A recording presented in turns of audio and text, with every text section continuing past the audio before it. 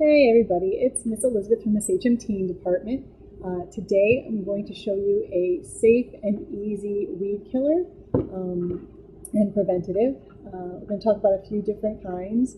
All are safe for children, animals, and to put on your vegetable gardens or any other edibles. Yes, so I'm going to have my little helper here. The first thing we're going to do is make a spray. And then I'll show you a few other things that you can do. This first one is going to be made with any white vinegar, salt. The cheapest salt is just fine. More expensive salt does not make it more effective. And dish soap. If all over Pinterest you'll find that people are recommending the Blue Dawn. You can use any dish soap. The Blue Dawn is particularly effective, but these work just fine. I do not have the Blue Dawn, so I can still make it.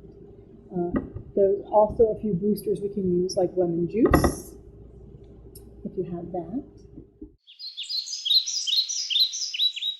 Okay, so the first thing we're going to make is the weed killer spray. You'll need a 16-ounce bottle. I like to use a funnel because I spill. And I'm going to start with 2 cups of the white vinegar.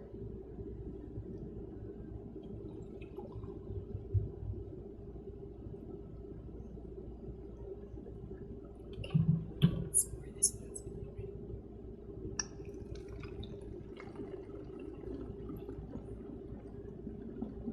Goes 2 cups of white vinegar. Perfect. Then we're going to use 2 tablespoons of salt.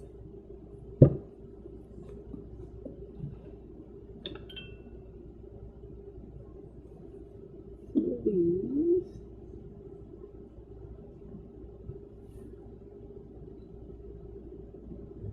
One.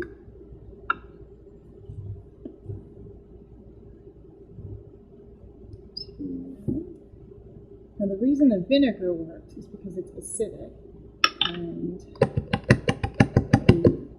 the plants do not like that. So you're going to want to be careful when you spray this because it will kill any plants, not just the ones from not just the weeds, they're also going to kill like whatever you get them on. So you'll want to be particularly careful. See, I spray. Yeah, buddy, I did that. And then a half a teaspoon of dish soap. And that's it. You mix it up. Half a teaspoon of dish soap. Very, very little. The dish soap is just to make the solution cling to the leaves of the weed, and that way it is more effective. It doesn't wash off as easy and it will stick there all day. I'm going to also add a little bit of lemon juice because it is also acidic and can be used on its own. If you don't have the vinegar, you can use the lemon juice, but I'm going to just add a little bit of that as a booster. I'm going to measure it. I'm just going to put some in. Okay. You can use a teaspoon. Okay, that's it. Mix it up. You will apply this to the weeds around your plants. Be careful not to get it on your plants. You can use this in the cracks in the driveway. The key is to do this during the heat of the day when the sun is hot and bright. You really want it to bake on there. There are some other ones I'm going to show you today that you will do when it's cool and in the evening, but this is a very good one to do right in the middle of the day.